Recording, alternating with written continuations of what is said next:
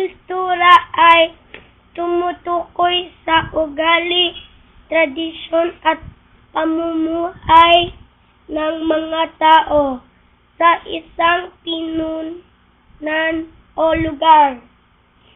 Number 2, ang ginuhit ko ay bayanihan na ugali ng mga Pilipino.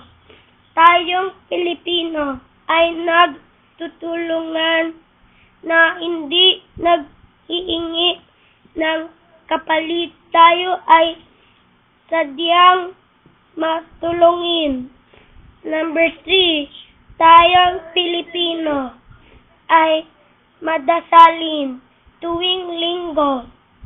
Nagsisimba ang pamilya na sama-sama. Number 4, dapat nating ugaliin na gawin ang kaugalian Pilipino na tunlad ng pagmano at pagdadasal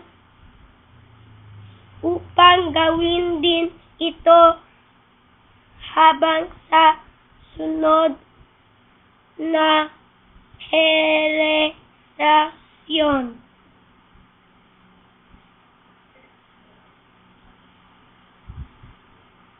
Okay, salamat, Chen. Okay, sunod. Bilis. Handa na ba si Daylan?